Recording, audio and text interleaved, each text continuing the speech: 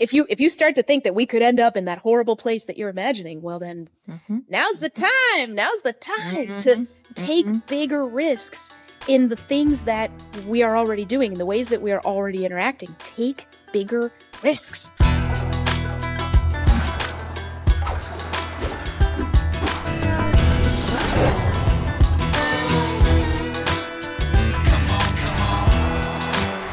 Hey everyone, welcome to A Braver Way. I'm Mónica Guzman, your guide across the divide. If you are brand new, hello.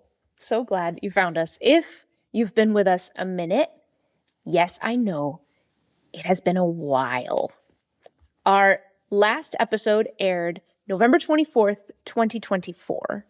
And no, I have no idea how to put into words everything that's happened since with our politics and how we talk about politics. And honestly, I have tried. And I have learned that sometimes monologues just plain fail me, and what I need is conversation. So I'm just going to meet you wherever you happen to be right now and jump back into what we do on A Braver Way. Help you hear and be heard by people who confound you so you can disagree about things that matter without losing heart. No, that's not easy at all. It's crazy hard sometimes, but it changes everything. Every small step toward that goal means so much. So, if you are conservative, liberal, independent, up, down, left, right, or just yourself, welcome, welcome, welcome. We're here for all of it, and we're here for all of you. On today's episode, I'll be joined by the one and only April Lawson, the proverbial red to my blue politically from episodes past, and one of my favorite fellow humans in this work.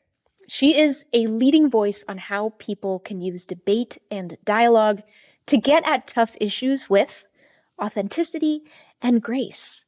Two things that I can tell you she carries really well herself every day, all the time. There's a lot that I learn when I talk to her that I didn't really see coming, and I couldn't imagine kicking this back up without her. And today, together, she and I are going to unpack a pretty big question, one that's burning for a lot of people, maybe some of you, and needs a lot more conversation than it's getting. And the question is this: given everything that's going on out there, how do I know I'm doing the right thing in this moment? This is a question about choices, about action, about how you choose to relate to a world that feels this, you pick complicated, distrustful, unpredictable, and for a lot of people I've talked to, not everyone, but a lot, really scary. It's also a question that looks at this whole idea of bridging political divides at a time like this and goes, is more talk with the other side really what we need right now? So let me say two things about the conversation you're about to hear. First, we go to some spicy places. Do we go to enough places? Do we cover all the ground in 90 or so minutes? Absolutely not. But this conversation is just the beginning. And I know that the more of you we hear from, with whatever honest reactions you've got to what comes up today or in any future episode for you, the more useful these conversations are going to become to all of us. And second, this question, how do I know I'm doing the right thing in this moment, is a question that feels urgent to a lot of people. But to a lot of other people, there's no urgency at all. I know we know nothing if we don't check in with each other's actual perspectives, especially when they're different. So, open invite. After you listen, talk to me with questions about this topic or something entirely different and new. Anything you'd like to share. Nothing is incorrect, unwelcome, or off the table. If you're not sure what to say or how to say it, that's fine. Try saying it anyway. I'm here for it. Uncertainty is not a liability around here. We think it might even be a strength. Our email is new.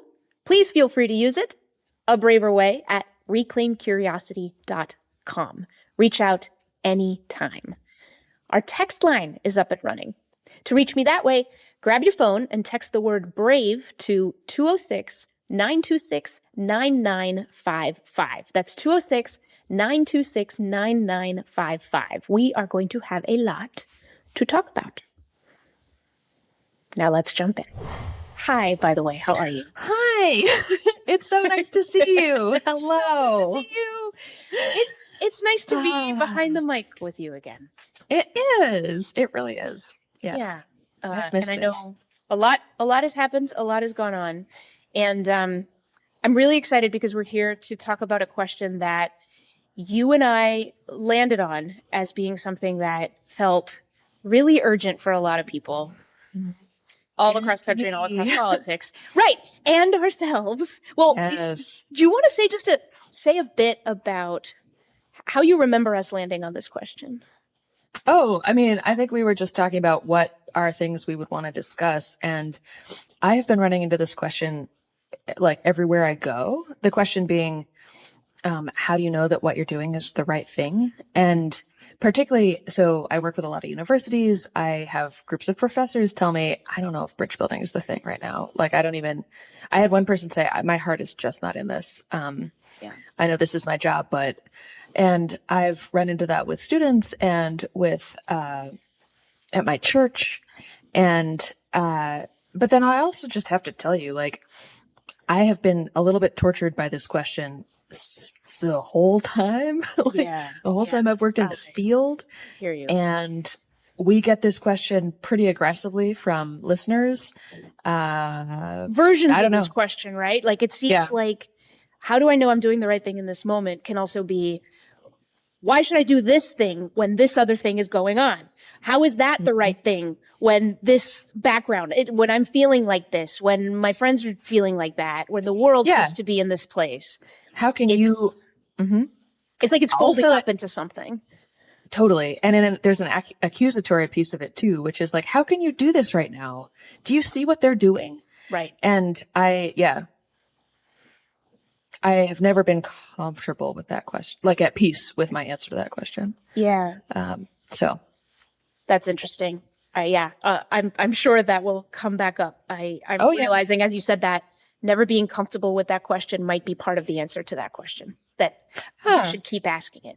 But let's see where we go. I love answers that are like, your suffering is what you should keep doing. Well, thanks. I guess that is one way to think about it. Never be at peace. That's how you know you're doing the right thing. Do not relax. Never. Oh boy. Keep going. Well, what we have got today is, and this is a note to listeners, April and I have looked around our world for things that speak to this question, inform this question one way or the other. And we've kind of set a bit of a map for ourselves, like going to various of these nodes. We hope can help us unpack it, not just as observers of the world, right?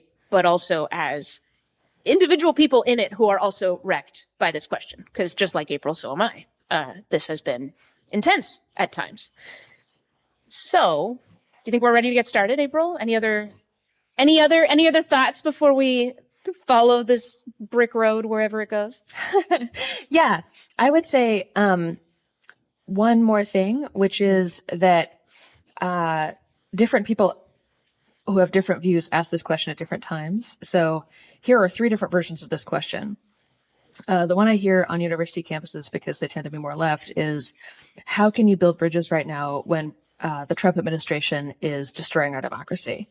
I also, though, have heard, from my friends on the right forever, like, how can you build bridges when the number of children who die to abortion every year is on the rise? How can you build bridges when So that's a second version. Another version would be, how can you build bridges when this group of people, whoever it is finding their lives meaningfully at risk? How can you build bridges when we are facilitating a genocide in the Middle East? How can you build bridges when the left is making our country no longer a Christian nation? Like, anyway, I think that anybody who is super passionate about a cause that they feel is somewhat existential for our nation or for a particular group of people, this could be a really potent question. So I just want to say that as we go through this, I think it's a pretty universal question. It's not just for one side or another. Yeah. And it's a question that speaks to, we all try to be good people. We all try to do the right thing. I mean, it just folds right back up to that. And we look around and we try to make our choices. So I wanted to start with something that's hit me really profoundly in my life. And it comes from Buddhist philosophy.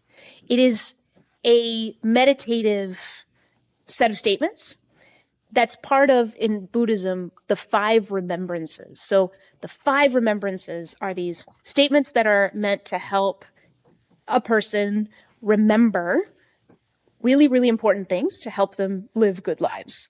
And they include things like, I am of the nature to die. Someday I will die. Reflect on your own mortality. You can't escape death. The last one of the 5 remembrances is about action. And it goes like this. I am of the nature to inherit the fruit of my actions. My actions are my only true belongings. I cannot escape the consequences of my actions. My actions are the ground on which I stand. So, I think this hit me because I don't always get reminders of how the things that I do count so much more in the world than the things that I think or the things that I believe. It's what we do with our thoughts. It's what we do with our beliefs. It's what we do that matters, that makes us agents in the world. I cannot escape the consequences of my actions, but my favorite part really is my actions are the ground on which I stand. It's as if to say, it's not a fun kind of counter that I think of is, I don't stand on the world. I don't stand on somebody else's perception of the world. I stand on my own actions in the world. So what will those actions be? It speaks to me of the importance of the question that we're grappling with here. How do I know I'm doing the right thing right now? It's zooming in on the doing and how critical that is. How does this land with you? How do you think of the importance of actions ultimately in the human experience? I mean, it's complicated. It makes me think of the salvation by grace and salvation by works thing in Christianity, where is it that you are saved because of what you do or because of what you believe? And I think that, to be honest with you, like, I find this first little cluster of things we're looking at, I find really convicting. And so I think I've said before that one of my big fears is, people ask sometimes, if you were to go back into the Civil War era, who would you be? And everybody wants to say, oh, I'd be an abolitionist. But no, most of us wouldn't. And what makes you so sure of that? That most of us wouldn't, or that I wouldn't? Yeah. The fact that very few people were, right? Like, in the same way that in Nazi Germany, not many people hid Jews, only a few. And in, I don't know, any of the tragedies you can think of, there are a few people who take radical action that is, in retrospect, obviously morally right. But not most of them. Yeah. And I have to tell you, I, by disposition, am a peacemaker.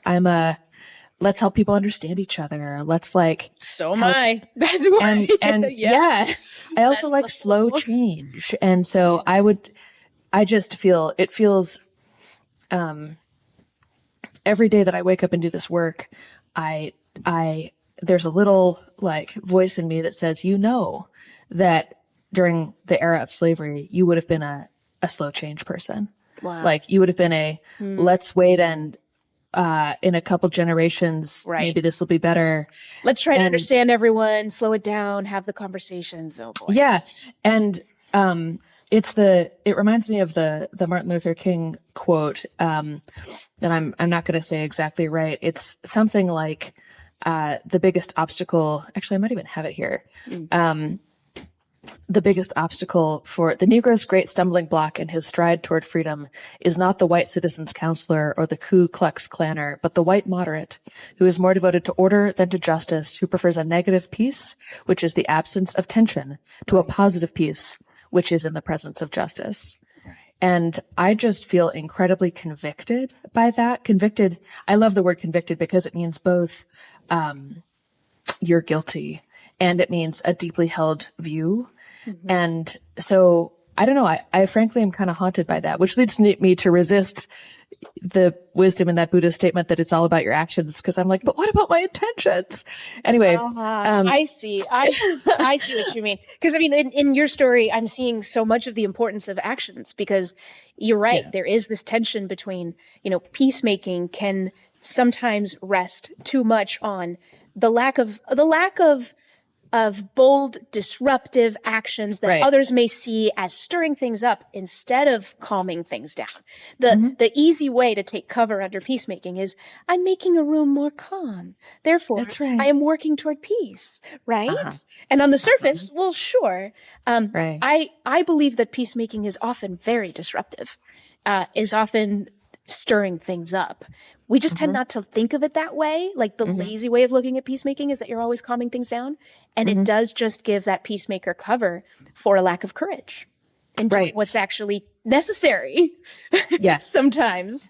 Totally.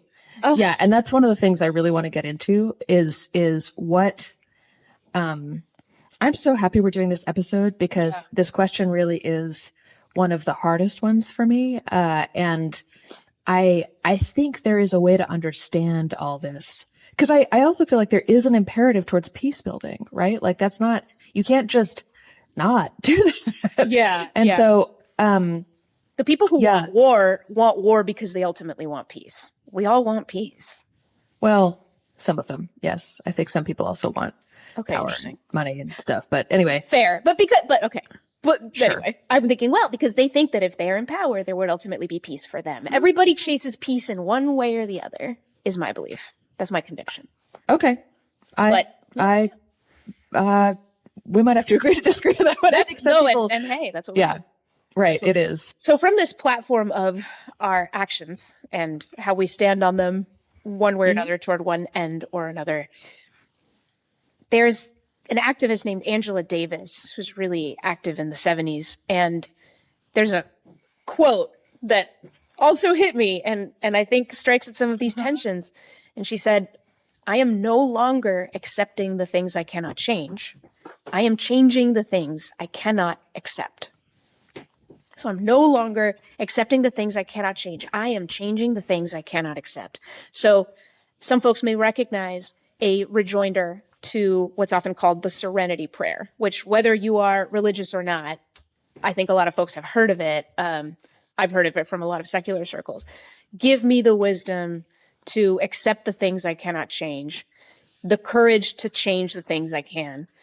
And what is it? Give me the serenity to accept the things I cannot change, the courage to change the things I can, and the wisdom to know the difference.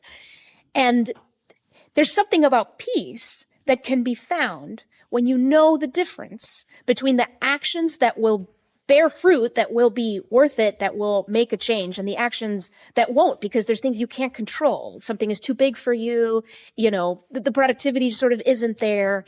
You're going to bury yourself if you take actions on things you can't control. You may end up in a very angsty place that will make you sort of almost sick, like then incapacitated to do anything else. There's a lot of wisdom in that. But Angela Davis, was a member of the Black Panther Party, the Communist Party at one point. Like she was an activist, and she's saying, wait a minute, how do we know what we can and can't control? Says who? Who's putting up these boundaries? I am no longer accepting things I cannot change. I am changing the things I cannot accept. And so that quote has echoed down for lots of activists on lots of sides and lots of places. But it speaks to me of the limits of any kind of bounds that we put on our actions because of the stories we tell ourselves of what is ultimately effective and not. And so that haunts me too, because whatever story I'm telling myself about what I can and can't control, if I'm not testing the limits of what I can control, how do I know? Testing the limits is the key idea there. Yeah, no, that's really interesting. I was walking on the beach right before this. I live right by the beach, as you know, this episode. And I was thinking about how, about power, right? And I asked I had dinner with my priest a couple last week, I think, and asked him this set of questions because after doing all the research for this episode, I was like, how do we do this? And I said, how do you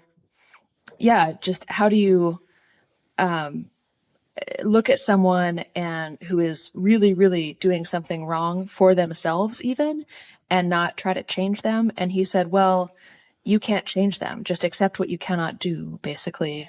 And I both think there's great wisdom in that like only God can change things. People can only change themselves, all of those things. But I also really resonate with what you're saying and with what Angela Davis is getting at, because one of the things that I think a lot of people do wrong around this question is we all have a story about why we have no power, right? We all think we're powerless. Yes. And by the way, that goes to every level of government. Like, you talk to CEOs, they think they have no power. You talk to presidents, they think they have no power. You talk to senators, and the reason is, well, because I have all these constraints and this party won't do this, blah, blah, blah, blah. Exactly. But we all have that story. And the truth is, we do have power.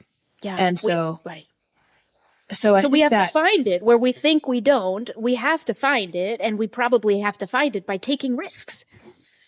Yes, I agree. And I also, as someone like you who probably scores really high on the conscientiousness scale on that test, that psych test, there is a way to be, you can be pretty hard on yourself after a certain point in this. And so I think there is some balance. Yeah, right. It's almost like it's coming back to this idea of wisdom for me. Again, how you have to kind of go action by action, possibility by possibility, and say, okay, where do I think I can push something here? Is it going to? What are the risks? Is it potentially going to incapacitate me? Where do I have control? When you said, that there's people at all levels of government who will tell themselves, I don't have power. I'm reminded of, I think it might have been when I was in Minnesota, and a former governor and I were doing an event together. And I think it was there in the conversation that it really dawned on me how many times I've talked to folks who are members of the U.S. Congress who have one way or the other told me, I just don't have the power to change the culture. Exactly. I'm trapped by the culture. And me as a citizen and a lower level of power going, well, if not you, who? Right. Not you, who? And so we have to keep that in mind. Like, how would those with less power than us look at our own power and the stories we tell ourselves of how little we have? Yes, definitely. Definitely. And I also just want to add one more nuance to this, which is those senators or members of Congress they're picking up on something real. Like, I want to not be harsh to them. Like, they do have constraints. All of us have constraints. It's just that, I think you got to the answer in some ways with, where is your power? What is your power? Right? Yeah. So not just, do you have power or not? Because your constraints are real. And if you focus on how they make you feel, you will feel powerless, and that's awful. And that's not false in that way. But the question is, where is your power and how do you use it? I love that question, April, because then it's a scavenger hunt. It's a detective story. Where is your power? Not take these fears about your powerlessness and hopelessness and let them kind of bleed all over all possibilities and keep you from even asking the question. You then gain certainty that you have no power. And so why ask? Right. The question, where is your power, assumes, that you probably have some somewhere. You probably have some. Totally. Oh, what a beautiful. Well, do you want to take us to our next I do. Yeah. So assuming that we do have power, right? And I think you and I do. I think everybody does, but just to focus on us, you and I actually have quite a lot of power in the sense that here we are on a podcast, right? Mm-hmm. And we both are people who have talked to members of Congress before, and there are a bunch of things, right? And so then we get to the question of what do you do with your power? Both of us have made major life choices around bridge building and humanizing other people. And another way to phrase, one of the most potent ways I've heard of phrasing the how do you know if you're doing the right thing if you're bridge building question is, where is the line between humanizing and enabling? Yeah. And this again brings up every tragic, horrible circumstance in history. And the more I humanize, and I hope I would be better than this. But the more I humanize, just to stay with the idea, those white Southern slaveholders, right? The more I empathize with them and understand them, that seems to make it more likely that I will just let them do what they're doing. Right, right. Because I understand why they're doing it. And so therefore, even if it's wrong, I can't change them. And so maybe I just need to sit back and let them change themselves. It can lead to inaction for the sake of compassion, I suppose. Right. Is that right?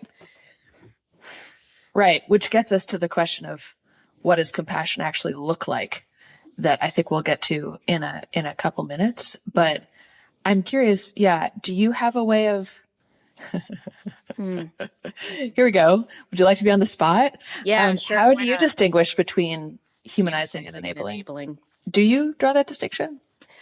I remember having a conversation with a good friend and mentor, and he was telling me that there is one situation where he corrects people immediately. Immediately. That usually if he hears something that he thinks is just factually incorrect and wrong, he'll wait until the end of the phrase or the conversation, or he'll find delicate ways to offer a different take, for the sake of humanizing, of trying to hear somebody out. Mm-hmm. But he was telling me that the one place that he will issue a correction immediately is when he sees somebody dehumanizing another group of people immediately, like speaking about another group of people in derogatory terms that hurt their dignity.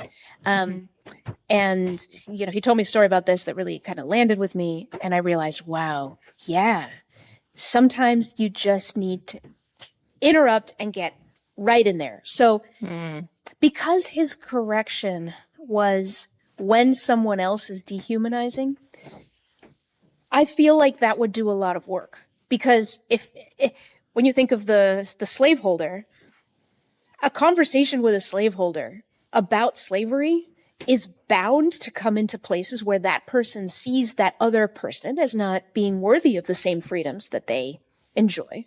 And to me, that would be instantly dehumanizing. And so, again, it's super speculative, but I feel like I would go straight into that and feel very comfortable going straight into that. Asking questions there, challenging there, but challenging and asking questions in a way that I would hope they could follow me. Because it feels to me like if they can't follow, then what will the questions, in the context of a conversation, what will the questions accomplish? And a lot of times they accomplish the person just going away. You've lost that channel of influence of any kind. They'll just, bye. Like you don't. So then you lose them anyway. And then if they feel attacked, they're going to say, well, Mónica, people like Mónica, I don't want to be around them anymore because they think I'm a monster and they, all these things. So I don't want to be around them. So that's the thing is like, if you don't keep open a channel and take that risk of humanizing versus enabling, then how do you influence when someone is doing something that is wrong? You lose the chance to influence. which then leads you to like the alternatives, which are, well, let's just try to destroy those people then. If we can't influence, we'll try to destroy. Right. I think this is a very good argument, but I want to press you on the, okay, that's true. But so how do you keep from enabling? Right. Well, I think you keep from enabling by never correcting or challenging. That's one way. If the peacemaker is tempted to hear somebody out all the way, all the time, and not challenge because it stirs people up, because it messes things up, and you will enable. You will enable if you don't challenge. That's one thing. If you don't find some way to challenge. So, but I'm only talking in the context of a conversation. What are you thinking about? I'm thinking about the public stories. So a thing that drove me nuts when, I don't know, maybe 5 or 10 years ago, when there was a lot of, I guess it was more than that at this point, but hue and cry about the fact that the Obama administration had changed the standard of proof required on college campuses for sexual assault claims. And the, there were all these articles about these poor young men who were experiencing kangaroo courts, who were potentially being wrongly accused. And I think that some of that happened. And was that fine? Absolutely not. Did it ruin their lives? I'm sure it did. And I think that was real. However, the person who was in the public mind consistently was the guy. It was the man. It was the young man who most of the time, just statistically speaking, was probably guilty. The person who was not in the public mind was the woman or man who was a victim. And I think that there is and I happen to think that that's because of pervasive sexism and society's desire not to look at the worst things that we do to each other and all of these things. But so I'm all for humanizing. I really am. But I think that this is one of the biggest reasons our work is hard is that you have to tell the entire ugliness. You have to speak the entire story of trauma, the entire sin. And you have to humanize the other person. And if you walk out thinking there's an easy answer, you've done it wrong, basically. Yes. And so I'm thinking, you're right. I agree with you about a one-on-one conversation. And I think that's a great place to look at it because that's one of the places we confront this. But I also think that who we humanize in our minds and which stories of which humanized humans we choose to tell. Got to think about that too. Because what do you mean by that? What do you mean by that? Which stories? I mean, if we only tell the stories of the young men who, if the stories, I see. It's about the completion. It's about not being selective. Right. It's about making sure that you're not, carrying kind of this bias about who's worth humanizing. Right. Well, and that your stories, to your point about actions, right, harsh standard, that your stories don't accomplish that whether you wanted them to or not, right? So if I tell a story about race in America and I humanize and talk about the pain of the African Americans, but I don't ever talk about why poor whites felt like they were disempowered or whatever, or the flip. If I only talk about and humanize the unpopular side, but I never talk about the pain. Exactly. It's a selective humanization, which ends up ignoring and dehumanizing someone else. But you think that you're just putting, your humanization where it belongs, but you may not be looking wide enough. I think that makes so much sense. And I think that takes a lot of courage to do. I'm thinking back in the context of conversations, but in many spaces I've been in, there's a dominant narrative. And that dominant narrative says this group is more guilty or more worthy of condemnation than this other group. You might then step into a different room when it's flipped. And to be the person that can demand and push for completion let's look at all the sorrows. Right. Can Right. take a lot. But maybe I think that is part of the answer, the line between humanizing and enabling. Can Yeah, you be and it brave reminds enough me of to make sure that we're looking at everybody? Like, yes. Yes. Well said. That. Can you be brave enough to make sure that we're actually looking at everyone and everyone's truth? I'm going to say something pretty I don't know, that maybe I shouldn't say in public real quick. And yes, then I wanna I'm so excited. And then we should, yes, move on. go to the next thing. But it's that I think that in cases of sexual violence, it can be true that the perpetrator is not a horrible human being and had a complex truth and didn't entirely mean it and is in some sense fairly innocent, and that the victim or survivor is profoundly traumatized for the rest of their life and has experienced one of the most disabling forms of predation that exist. I think that the hard thing about a situation like that is that there is so much pain that people they can't do the complexity. They just want to look at what happened and condemn. Yes. And I think they should. I think that Yes. condemnation is appropriate.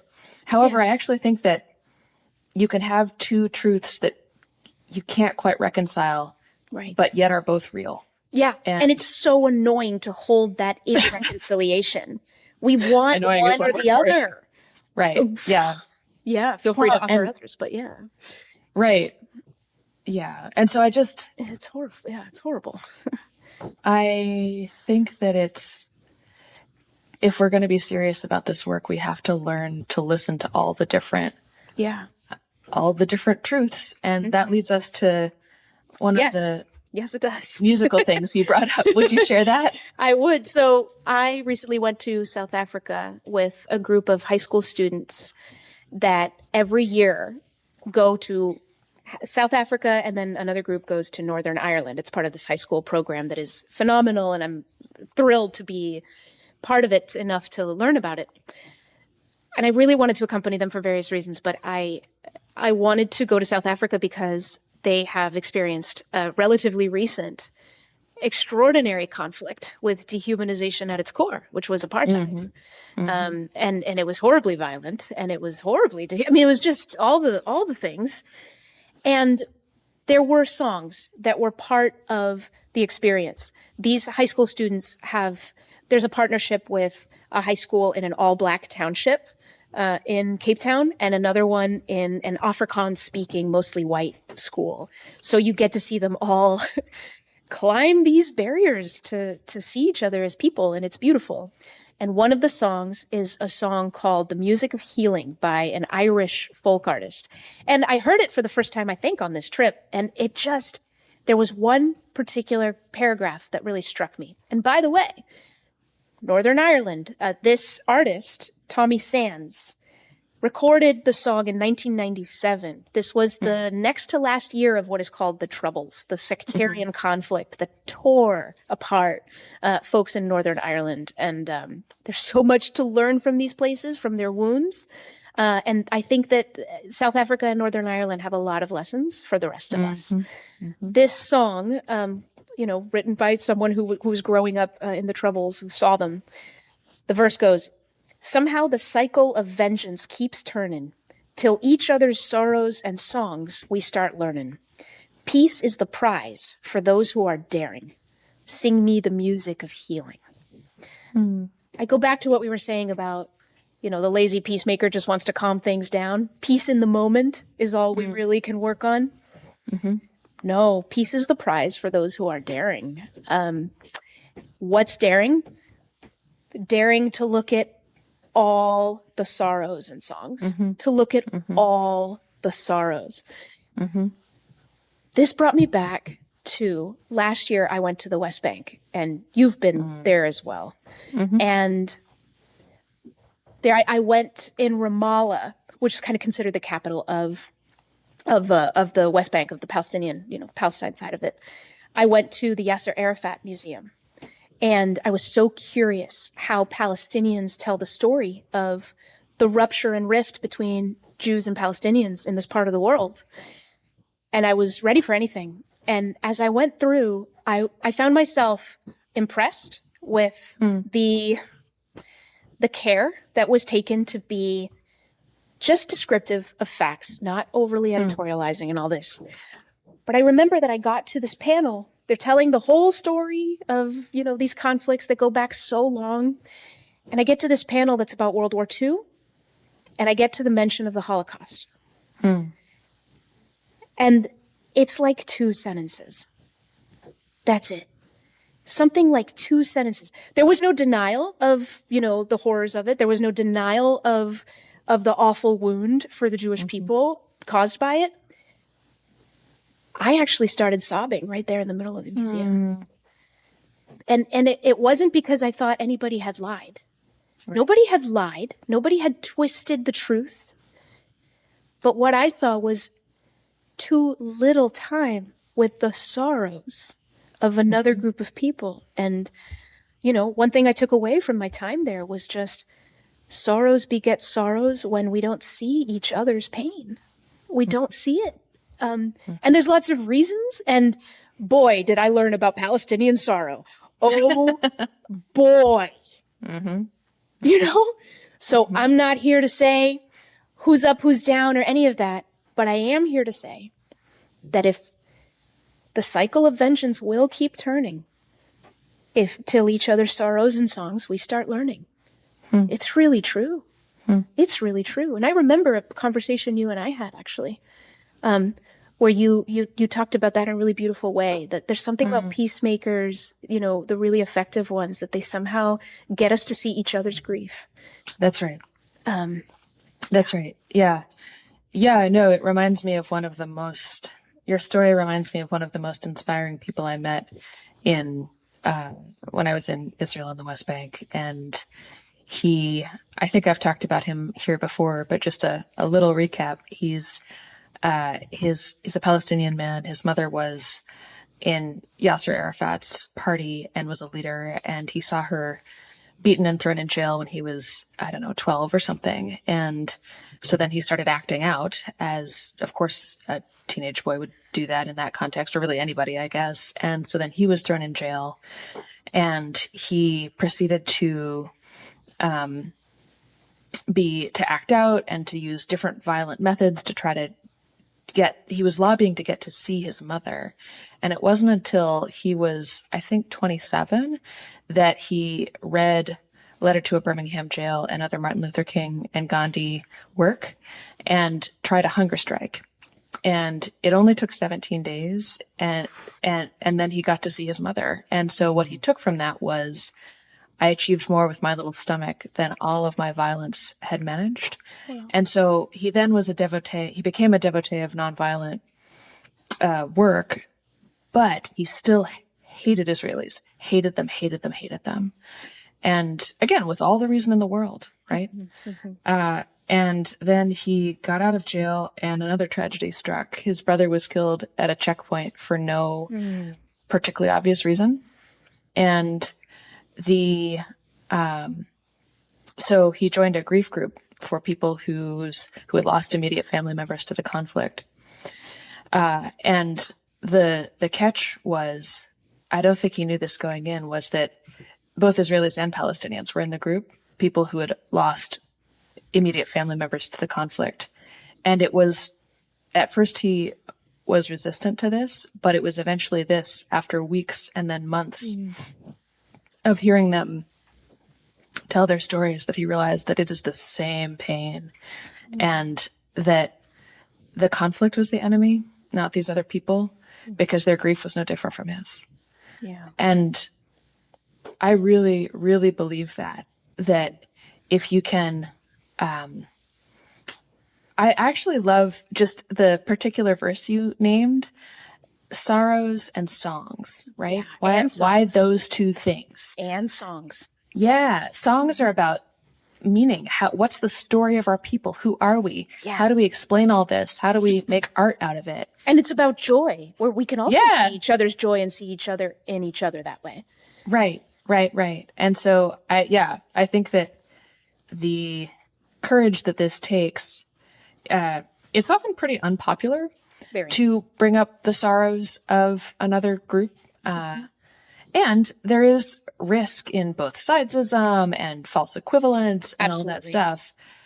But I really do, I'm starting to think what you said a few minutes ago is really sitting with me, that it's about seeing. Are you willing to see all of it? Right, right. And it's not to say, because I can hear the objection, seeing all of it doesn't mean that you always decide that each side's grievances are equivalent, that they're both Right. equally right. That's not what we're talking about. What you said is the grief, the feeling of the grief can sometimes be the same. The pain is the same. And somehow there's the seeing of each other's pain that starts to open something up in all kinds of different hearts. And I believe that over time, and I saw this in the story of South Africa, people will start to see the way they hardened their hearts and kept themselves from seeing something good and right. There's just not that many people left in South Africa who think that apartheid was a great idea. Right. It's not a good idea. Yeah. The people Actually, in power. I want to add something here, which is, I think there's this sort of implicit frame here where we have peacemakers and then people who fight for justice, activists. And again, that can be activism against apartheid, on behalf of the unborn, any number of different things, right? And I think that we've been talking about how peace builders and peacemakers need to see the grief in order to, and see all the songs and sorrows in order to do the right thing. I actually think the people who are fighting for justice need to do that too, because you will not get to the correct justice. Yes. There's a strategic piece, but you will not get to the right justice. If you want a just world, right, you have to see all of it, because because the whole thing has to be healed. That's not just you can't replace one, bias with another. That's right. Yes. We keep doing that. If I can be political for a second, I think that is part of how we got where we are. And you can disagree with me. I always feel free to disagree with you. Okay. But I feel like by it. Yes. Some of how we got to where we are, which I would say is a really ugly form of politics that actually threatens our democracy and our republic in several ways, is that people who are fighting for justice and again, feel free to disagree, on the left went too far. They dehumanized the people. They said, if you have this wrong belief, I'm going to shun you. I will not be in relationship with you, which to me is a fairly dehumanizing bad thing to do. And then the right said, all right, you're going to do that to us? We'll do it to you. We'll do it back to you. Yeah. Yeah. And I just think that it is as important for people who crave justice to do the very, very, very, very hard work of seeing not just the trauma of the marginalized group, but the trauma of the dominant group. And right. all of that stuff. And I'm not saying it's for the sake of enabling. I don't think it has to be enabling. I think that we have to have hearts that are big enough to actually see all of it and then try to. That is extremely hard to do. And I think it is extremely okay for some people to have a lot more attention and sort of bigger hearts in a moment for people like them or the people they want to fight for. I think that that's natural and that's normal. And where I deeply disagree with you is just something I don't think you even intended to get across, which is the idea that it kind of started with the left and then the right had to respond. It's like, dude, the left, what the left was doing, that is considered very excessive these days and woke and all of that was a response to a lot of dehumanization of a lot. Oh no, absolutely. Of people, right? So cycles. And I think it's really important also not to get lost in the question of who started this. I agree. It's really important. But I absolutely agree with you in the principles of what you're saying. And not to mention, I think it can take a lot, but let's go back to that clear-cut example of the slaveholder, in 1800s America in the South. I think that the full heart would see that the person who is committing such an awful act is hurting themselves with that act. And so you're not just, it doesn't just have to be hate and disgust that motivates us to try to change people who we really are convicted are doing the wrong thing. It can be love. I care for you and I humanize you, which is why I need you to see what you're doing. Right. Well, and that takes us. Sorry, I didn't mean to cut you off. Please, no, because we should Yes, absolutely move on. I know, because we've but so that much. brings us directly to the next thing, which is a thing I personally find to be at the center of this, and also really hard, which is a phrase common in religious circles, which is, "Can you love the sinner and hate the sin?" And what that means, right? So people don't like sin language sometimes, and so for secular groups, I would say, can you love the person and hate the thing they're doing wrong, right? Right. And separate them. Right. And well, my priest the other night, when I asked him about this, said, well, I think you also need to love the sin, because you can't love the sinner unless you love the sin. And I think there's something there. Yeah, I know. And, but I love the sin. Right. That's very my priest. He's very deep and provocative. But so what I think, so before I try to make sense of that, I'm just going to say that this notion of loving the sinner and hating the sin sounds so clean, right? I love you, but I hate your alcoholism. I love you, but I hate your racism. I love you, but I hate the fact that you work all the time, and therefore I actually don't see you and don't feel like I'm in real relationship with you, whatever that is. But I think there's a real danger in it, which is, actually,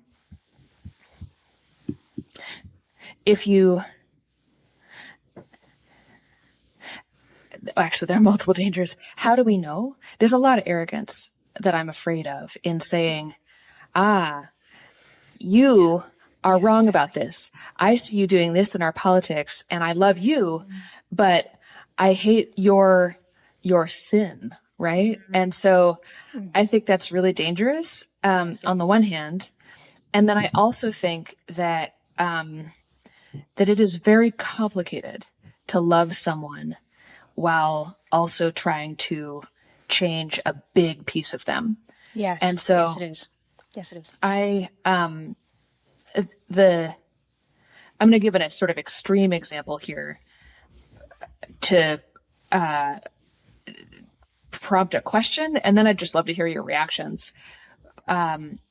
So there's a guy named Dietrich Bonhoeffer who was a theologian about grace, actually, in the Weimar Republic, and he did all of this writing and preaching on grace, and you would think he would be a peacemaker, and he believed deeply in peace, but then eventually he participated in a plot to assassinate Hitler. And his statement about that was, this is not verbatim, but it was, if you love someone and you see them driving towards a cliff, eventually you have to go in and wrest the wheel away from that person, right? The wheel of the car. And so but boy, I get nervous about that. So the question is, when does loving someone require overpowering them? Right. Yeah. Oh boy. And I know a lot of folks are asking this level of question and these days and going, wow, how did we get here where we're starting to ask this level of question these days? I think the short answer is you need a lot of confidence. You need a lot of confidence that you've got the right prescription, you've got the right analysis of what's going on, and that a potentially, I mean, you just named something extremely violent in Bonhoeffer's act. Kill a person. So you said it's an extreme example. I think we can think of far milder examples that would be interventionist, but not necessarily violent, right? But there's a ladder of this, and it goes up and up and up in the level to which you remove someone else's freedom. Right. And I think that's kind of where it starts to feel a certain kind of way? What gives you the right? How can you do that to somebody else that you wouldn't want someone doing to you? Overpowering them. Wow. Right. And yet I don't mean to be this way, but I want to wrestle with that question because I think that it's, so in America, right now, again, whichever cause you're thinking of, how, what does it mean to lovingly dismantle someone else's political identity or to lovingly, Right. lovingly show someone that they've done something terrible and fought for something that can lead to grievous harm to other people, so irreversible things. Right. What does it mean to lovingly, right? Like, exactly. And I think it means in every way you possibly can that is not coercive, show. But I think, what the Baumhofer example shows is that sometimes the showing doesn't work and the person doesn't want to change and the damage is still being done. And then what? And then what? But I do think that is the glittering ideal. Try to take away as little of the other person's freedom as possible because there is something wrong in that, I think. yeah. Even you might just think that it's a little wrong to prevent a much bigger wrong. But I think there's something wrong in that. And so try to avoid it as much as you can. And this leads to, I want to pull in one more thing from a totalitarian regime. And by the way, I'm not talking about totalitarian regimes to try to say that America is, there are people these days talking about how America is sliding towards that. And that's not what I'm trying to invoke. These are just provocative, like in extreme circumstances, sometimes principles become clearer. Yeah.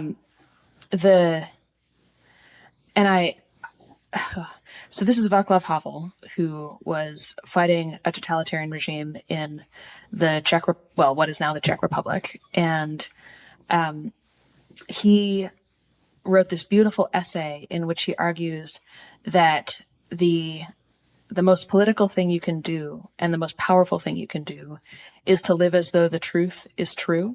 Mm-hmm. So to refuse to live a lie. So he talks about a greengrocer who the state required that you put certain signs in windows and things like that. And he talks about how the greengrocer who refuses to put the sign in the window, that is, thereby refuses to live the lie. Yeah. That's the most powerful thing you can do. And so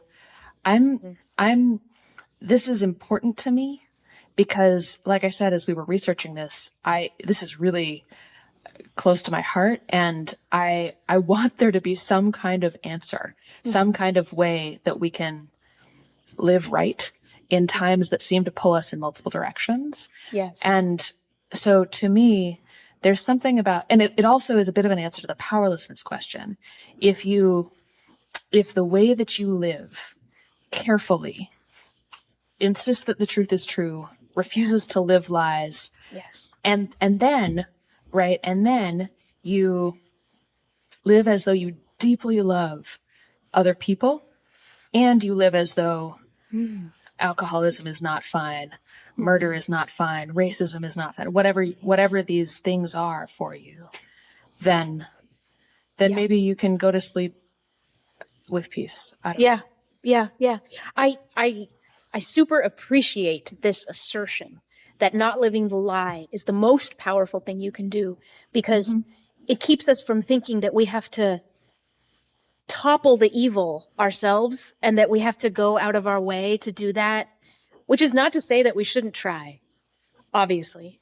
But what normalizes evil, what allows these things to happen, so much of it is people going along to get along, is people kind of slightly changing, rationalizing things that are not who they are, but we're just going to do it for now.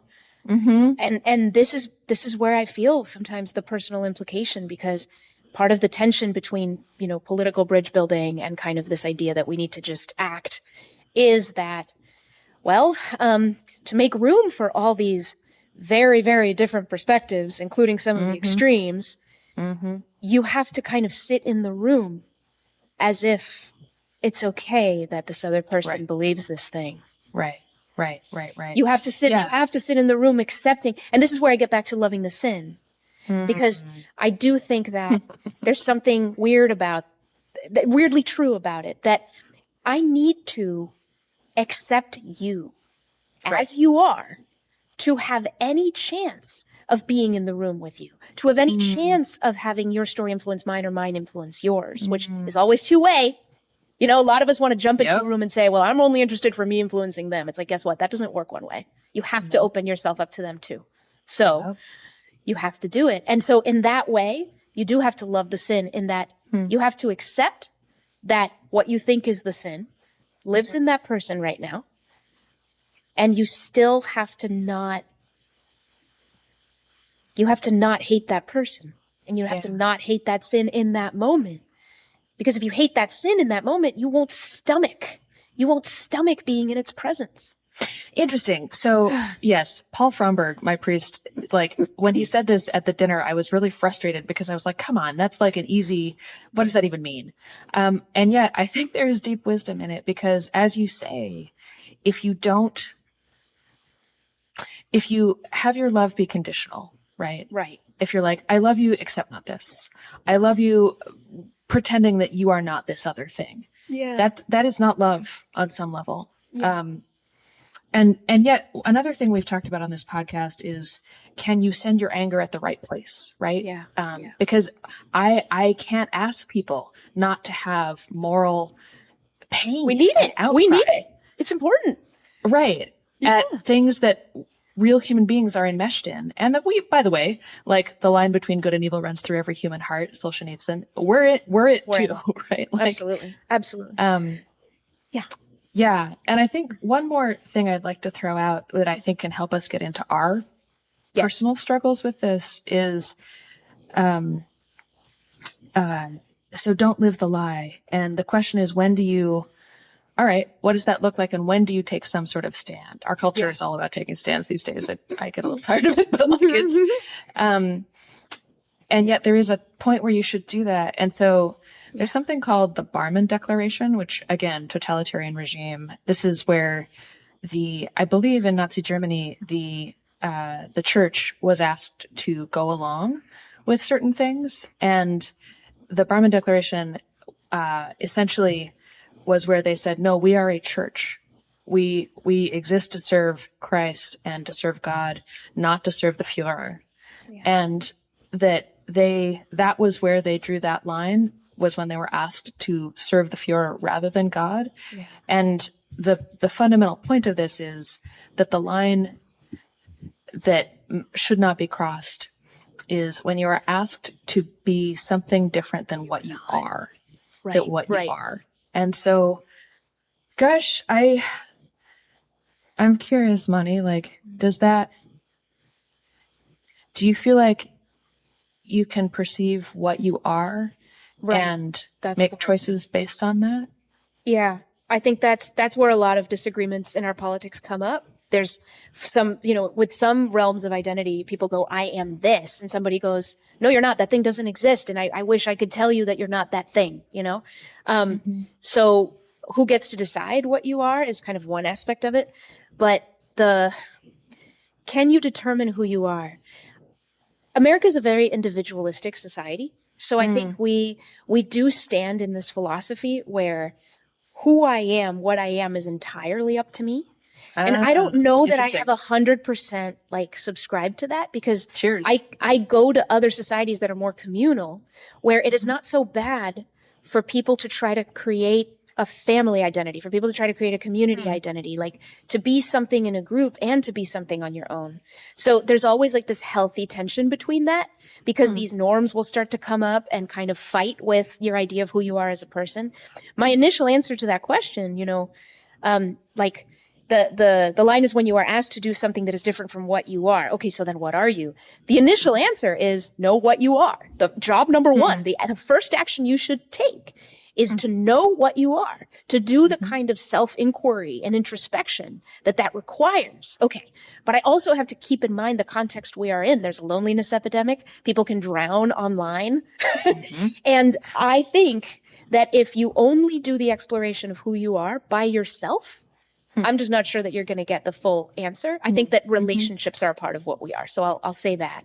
But I do think it's important to know who you are, so that you know what line gets crossed, and that you don't just borrow somebody else's idea of where the red line ought to be. That takes a lot out of a person. It does. It takes a lot. So I sense that I went a different direction than you might have anticipated. So no, I love feel free it. to fill it in. Okay. And we should get, I'm very curious how all this what I want to ask is where's your line, and have we crossed it? And in society today, I hear a lot from the left, from the blue side, about pretty existential stuff. And how has this question showed up in your life? There was a moment in a bus in South Africa, one of those quiet, long rides where we were going from one place to another. We started talking about some political things, and this thought dawned in me, and I had never tasted it before. It was new. We were talking about some free speech things. I care deeply about free speech. As a person, for as long as I can remember, something being unsaid in a room that I know is being felt is like such an uncomfortable feeling. And I will do whatever I can to try to give voice to that thing that others feel they can't say. It's important to me. And I realized while we were talking, and while we were talking in the context of where we were and like all these awful things that can happen in a society, I do not want to live in a society where people cannot say what they mean. And the next thought was, and therefore I will put my life on the line for it. Ooh. So when you're talking about red line, it was that I had that thought. It doesn't mean that I'm fully convicted that I would put my life on the line, but in that moment I was. And so since that moment, and that was only a few weeks ago, I've been thinking, oh my God, I think that's my line. So now I have to, well, or at least that's the nature of my line. And now what I'm doing is I'm looking around and I'm going, okay, where would what I see as encroachment, and now I'm speaking of my own opinion about what's going on in our society, what I see as creep into the freedoms of people to say what they mean, and the places where I see that creep, and the places where I see coercive power getting in the way, where would be my line? Like, what would be too far? And I have so many reasons to push that line further and further and further and further out, right? We all do, because at some point you have to put skin in the game, and that's dangerous and that's hard.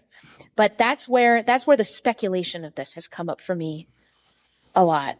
And you know, I like to talk, and my number one, I am number one an activist for a world that can see itself, the contexts and the conditions and the skills and the heart and the eye that can see what needs to be seen. For us to get the society we deserve. I will always be an activist number one for that. So that's part of the tension for me is, well, if I have something like, you know, free speech that actually translates into policy, and there's a red line crossed, would my being an activist for that undermine in some context my being an activist for this number one thing that I do?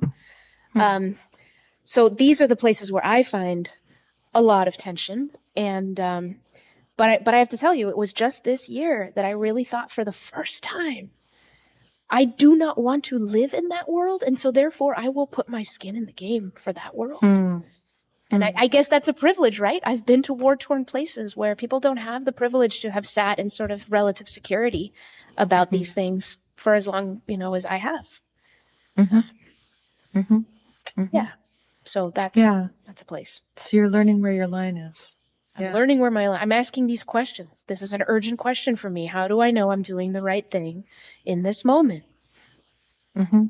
Yeah. And have you seen anything in the U.S. yet that makes you say, I need to talk when I'm not supposed to talk, or are we not there yet?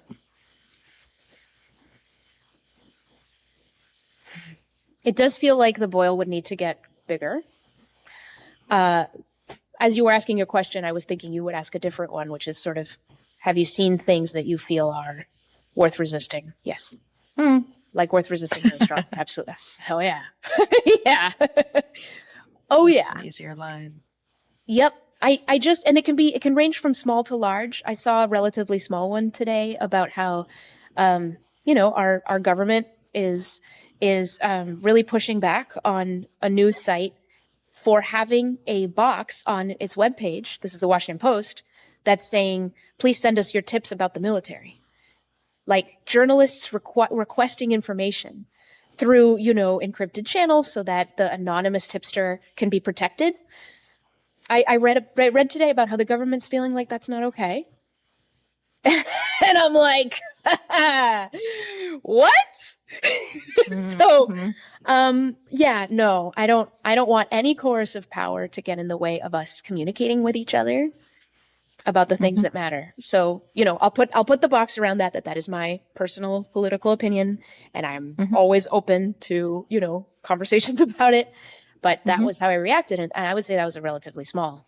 I've reacted far larger to some things I've seen out there. Interesting. Thank you for sharing. Yeah. How about you? I mean, this is, this question is so alive for so many people. I'm asking you a question kind of in that way where like, I already know your answer a little bit, but I just want, I want to hear you. I want to hear you pull out what's biggest for you right now. Yeah, well, when I say this question has tortured me, that is true. Like my my stomach is in a knot right now because I'm going to try to talk to you about this, and like I just again, I don't think I would have been one of the courageous abolitionists in the Civil War era. I don't think I would have been one of the people who resisted Nazi Germany in any particularly, and maybe I'm not giving myself enough credit, but like I love nuance, and I love the complexity of people's stories and trying to help them listen to each other. I'm not someone who historically does a great job of saying this principle cannot be violated. I will stand on this line and I will die on this hill.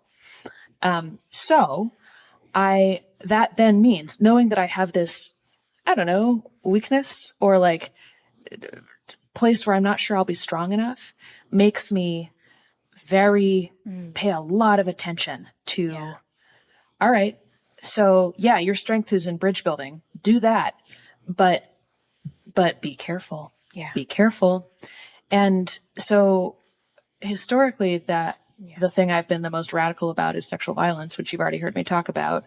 And what does it mean to know that truth about what happens in our country to women that we could prevent, that we don't, because we straight up don't care enough, I think. Like our society is arranged to prevent certain kinds of violence. Not that one.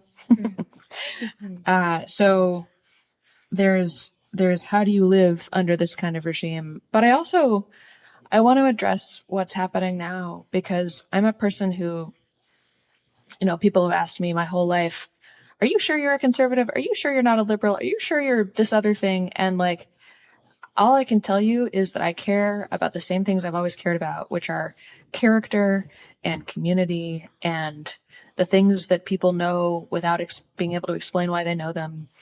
And the fact that there's a lot of wisdom in the past that we can't, it's ridiculous to think that we're going to invent something new and better when hundreds or thousands of years of people just as smart as we are have come to a different conclusion. And I care a lot about humility and reverence and a bunch of things that, in my opinion, this administration is not showing and never has. And the coarsening of our culture, like I said, I'm someone who thinks that like the culture war is real and America is sliding away from being a Christian nation. And that's a problem and like, I'm not even sure that, things like the Benedict option, which is an idea in Christian world that we should just like retreat essentially to enclaves and live the good life in defiance of society. I'm not always sure that's wrong, because I do think that the thing to do is live right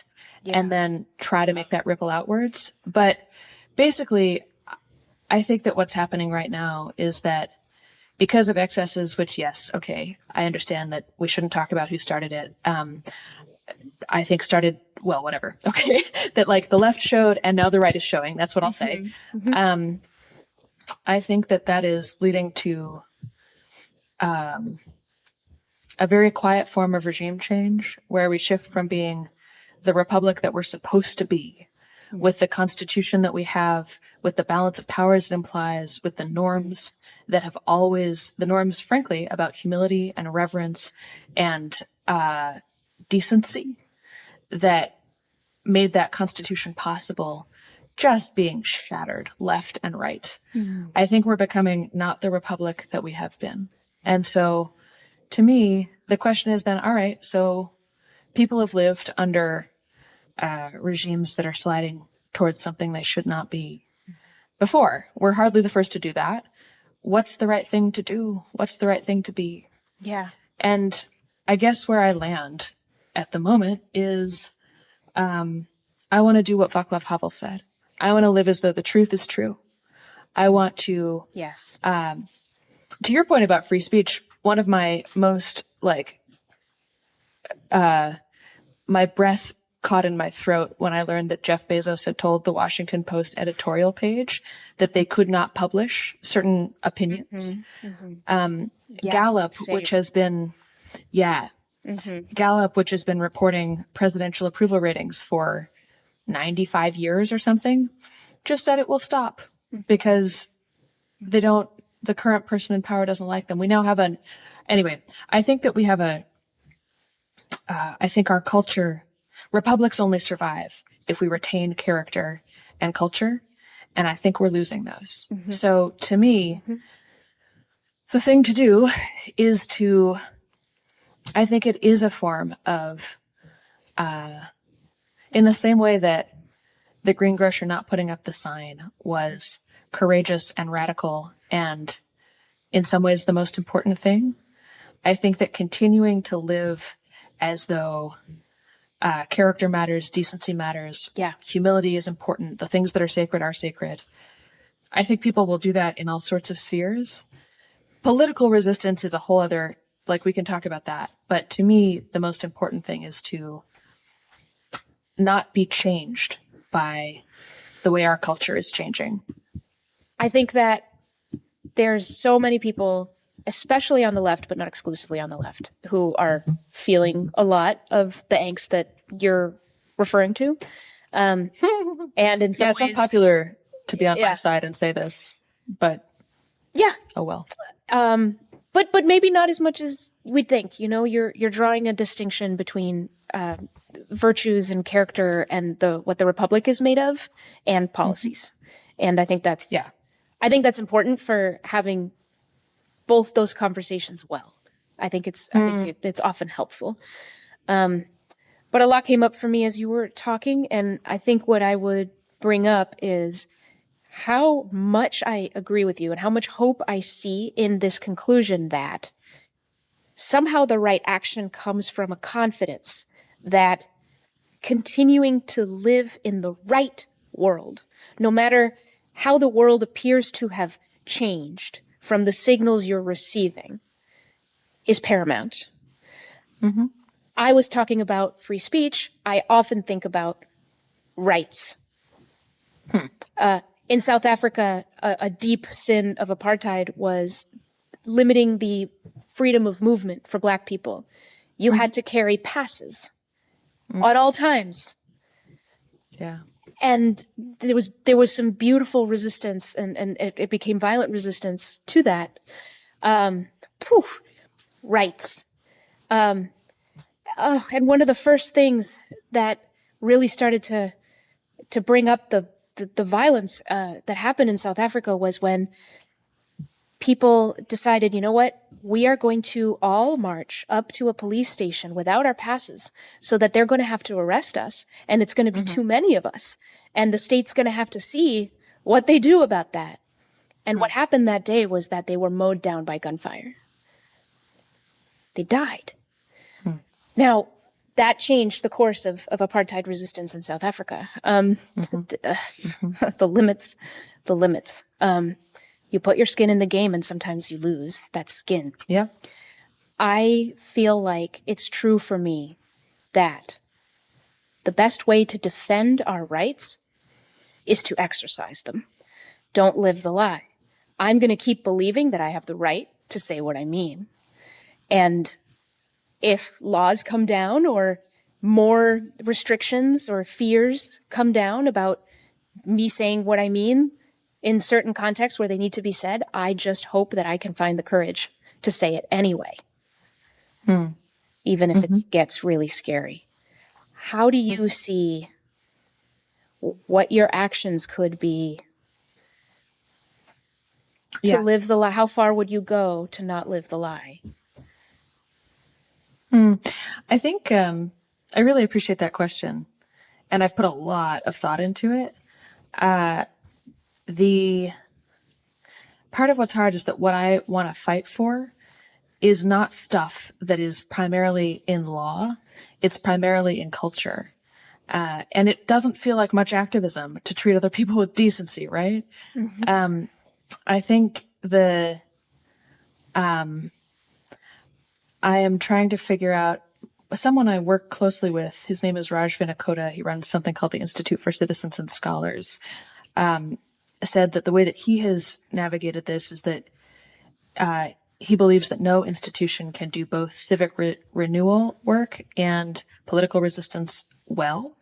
And so he does civic renewal in his private life, in his public work life, and political resistance in his private life. And so what I'm currently planning or like doing is I'm trying to separate them somewhat. And also I'm trying to identify where I think the most important breaking points in America are.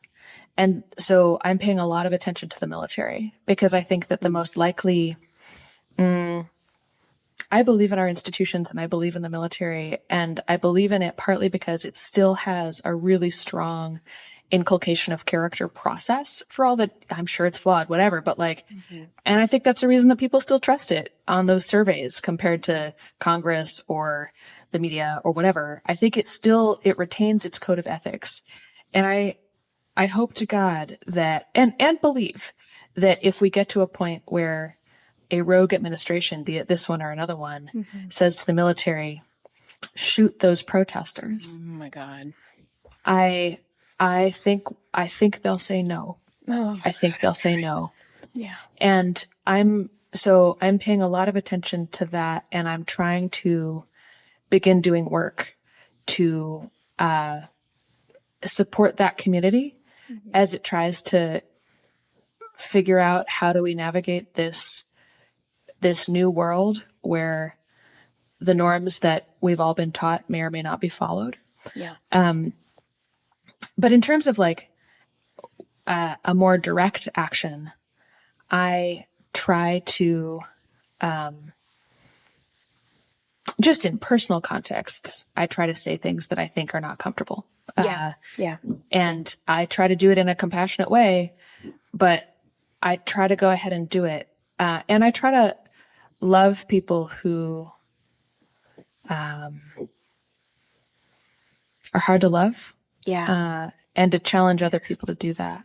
That's beautiful. So, that's beautiful. And, you're giving me a kind of validation because I've come to a lot of the same conclusions. I'm constantly wrestling with this idea of courage and fear. It's been very definitive for me in the last couple of years. And all these, these trips I've taken to other parts of the world where I've seen the higher stakes and their impacts really make me go, you're scared to bring something up in conversation? Yep. Really? Yes. Really, honey? That's cute. That's really adorable. I feel like that's part of what it's doing is this kind of perspective, this knowledge. And I think for a lot of folks, perspective and knowledge about how bad things can get can do the opposite. It can make them more scared. It can make them more hopeless. But I'm trying to encourage myself and everyone I can to look at it the opposite way, that this should give you more courage. Because, I mean, if you start to think that we could end up in that horrible place that you're imagining, well then now's the time to take bigger risks in the things that we are already doing, in the ways that we are already interacting. Take bigger risks. I still feel like I've got a lot of work to do on that, and I'm not pushing hard enough. Well, and that maybe this is where you're going, but I think there are ways to assess, like, am I doing, like, would I be proud of this in the future? Am I doing things that are big enough? So yeah. Do you want to share some of those tests with us? Yeah, I mean, the one, it's simple, and it's often brought up in other contexts, the grandmother test. And the grandmother test is basically, can you explain what you want to do to your grandmother? Could you do it? Could you explain it to your grandmother? And then would your grandmother approve? And so in this case, it's about, and I'm thinking of Abuelita Nelly and Abuelita Carolina. And, they're in another country. One of them has passed away, but I still have her spirit. How could I possibly explain these things to them? What bridges would I have to cross? But how could I do it concisely and clearly without a lot of jargon? And then would they approve? And actually, I think at least one of them would say, take care of yourself, take care of your family. Don't try to save the world. We love you. We take care of you. Please be safe. Don't get into these things. They're too big for you, and you can still have joy without them. So, it seems like a lot of the things that I'm thinking of would fail the grandmother test. How about you? Interesting. That's interesting. I never knew my grandparents, so I don't have those specifically. I'm going to use a different version of it that I've heard, which is your grandchildren. Like, if you're having to tell your grandchildren 20, 30, 40 years from now, what did you do when? Can you say it? And will you be ashamed? And I think that, Wow. That's powerful. I think that right now I'm kind of 60-40, 60% proud, 40% ashamed, because I don't feel like I've found, again, with the conscientiousness thing, I feel like I have more power than most people in my society by virtue of the fact that I have education and access to media and all kinds of stuff. And so I feel pretty personally responsible for fixing this and for changing this and for making it better and for saving us from whatever, again, from the things that I think we are in danger of losing in the short term. Yeah. And I don't feel like I'm doing enough. However, I do feel like I am taking it very seriously and in a thoughtful way, beginning to conform my actions to what I see. So I see my role as like, supporting our society and our social fabric and our norms, hence the desire to work with the military, hence the desire to support people in, I also do a lot of work with my church and think religion has a really important role in this. So I think I'm doing very good things. However, I don't at all feel like it's enough. And the grandchild test, it's a high bar. Does that do something different to you? Oh, absolutely. Because you get the freedom to speculate about the future. We haven't been there yet. We don't really know. But because you get the freedom, then you are invited into, what would be your worst case scenario? Okay, what you're doing now. And that is, again, a high bar. It is based on things we can't know and we can be uncertain about. But it can lead us to a place of peace in action. The actions are the ground we stand on. Okay. Then what does that mean?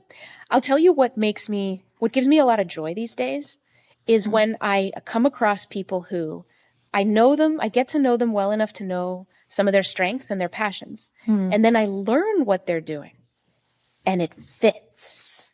I love that. I've run into folks who are activists on things that I care about, but that I don't see myself being activist on.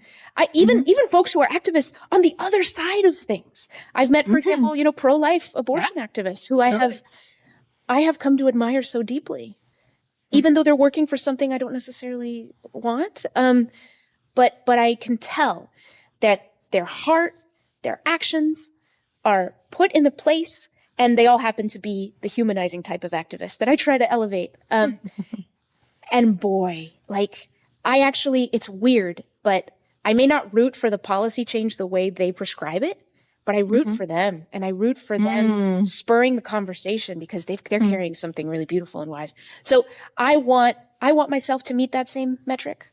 I want to know my strengths well, and I want to make sure I'm deploying them. I'm deploying myself well into this world, so that later, I guess the other test is, what would be my regret?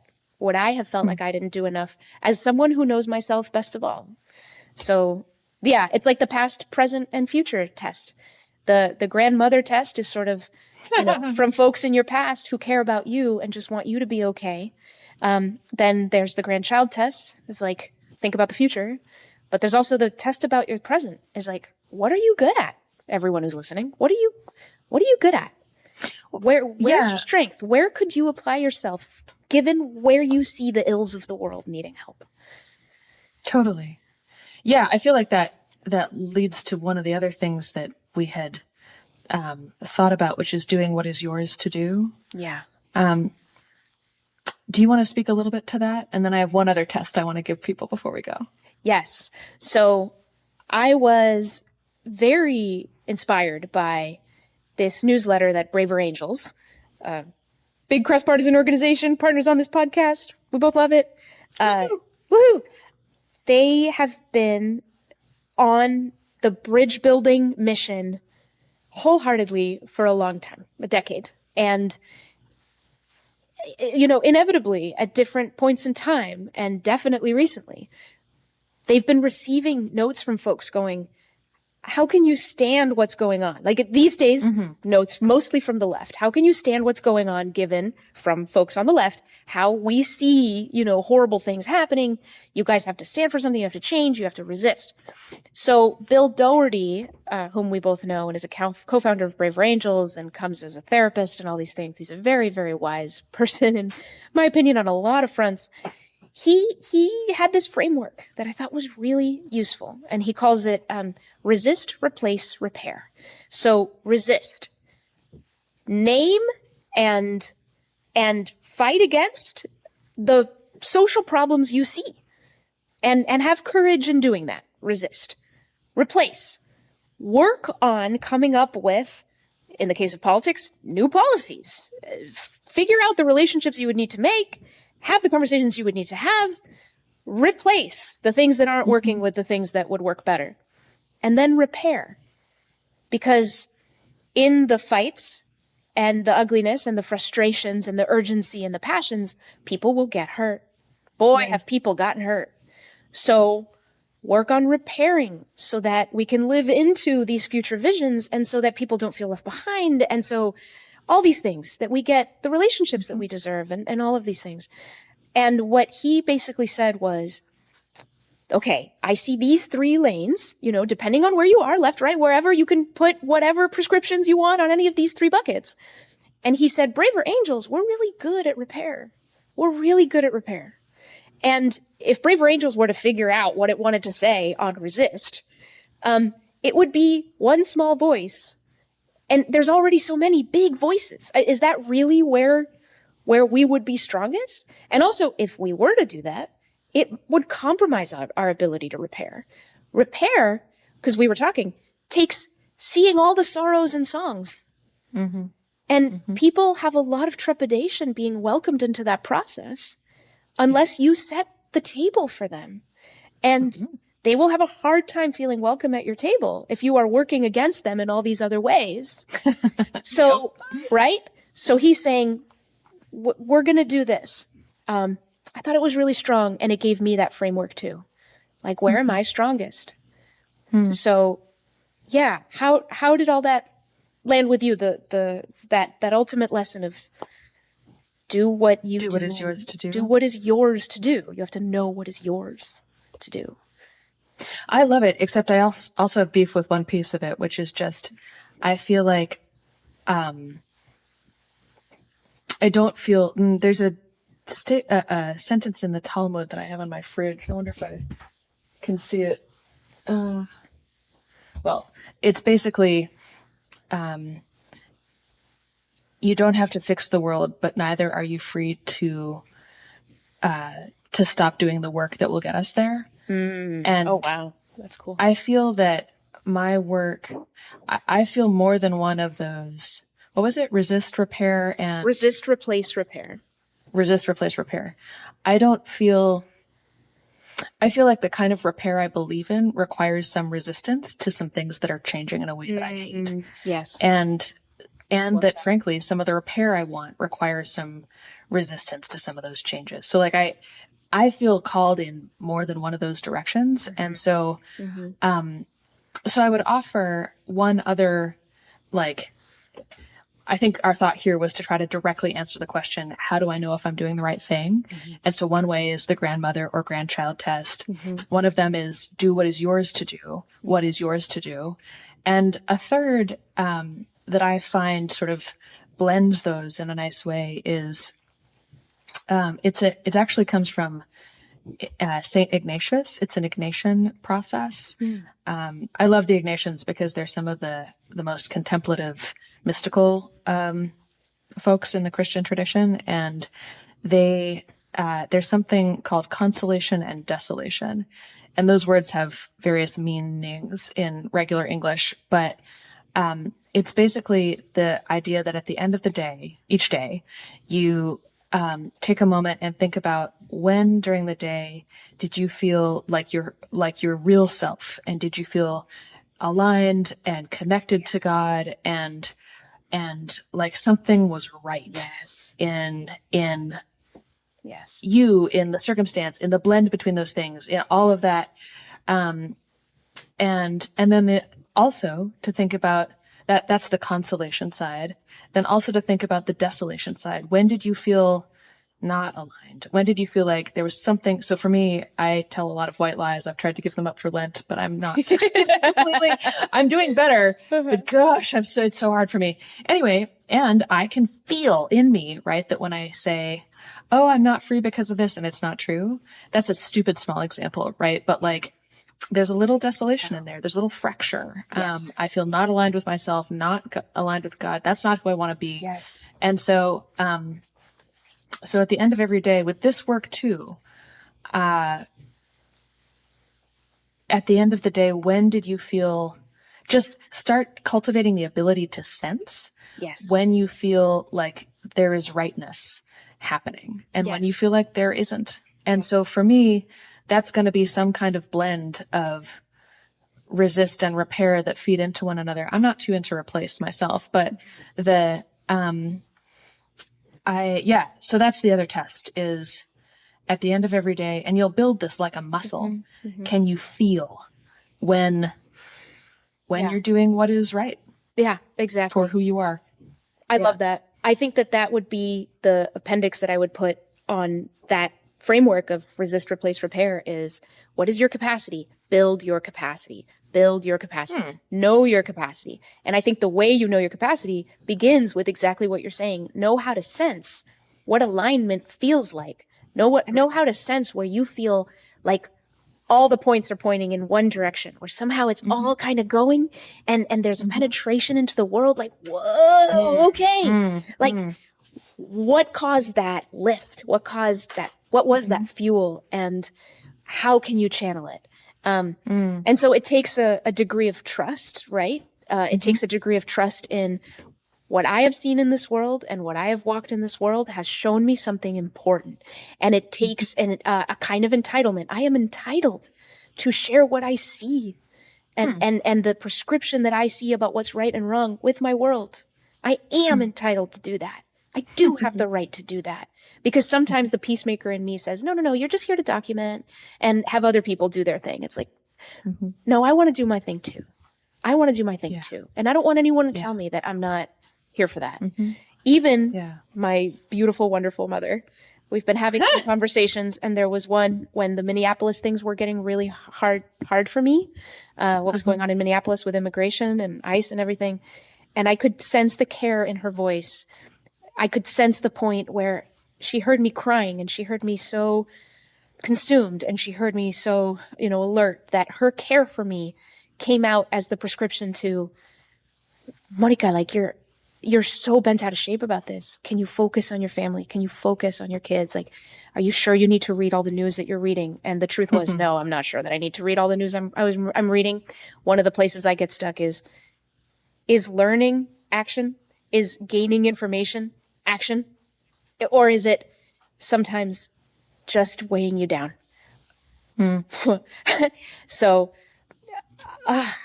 yeah. I hear that. It is hard. And I think that all the questions we tackle on this podcast are deep ones and hard ones. That's the reason we take them up. And that in a way, this is asking, are you being who you need to be right now? Yeah. Knowing that you have some power, but not all the power, and you need to leave some things in the hands of the divine. I'll just, again, speak from my own language, but also do what is yours to do. Do what is yours to do.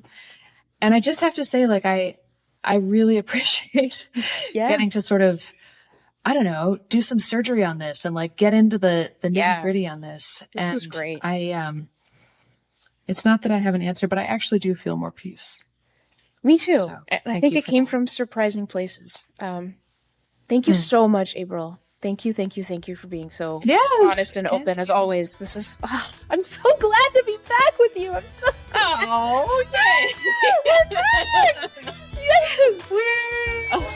there's hope for us yet. There's hope for us yet. Yeah. Thank you. Thank you for all the strength you give me. All right. Well, onward, figuring out what we're here to do. What is ours to do. And trying to do it as best we can. Best we can. All right. Bye. Bye. A Braver Way is produced by Reclaim Curiosity and distributed in partnership with Braver Angels, KUOW, and Deseret News. Our theme music is by the fantastic #1 Billboard bluegrass charting hip-hop band, Gangsta Grass. You can subscribe to A Braver Way on YouTube and follow us on your favorite podcast app. Want to chat? You can join our listener text line by texting the word BRAVE to 206-926-9955 or email us anytime with anything at abraverway@reclaimcuriosity.com. I'm your host and guide across the divide, Mónica Guzmán. Take heart, everyone. Till next time.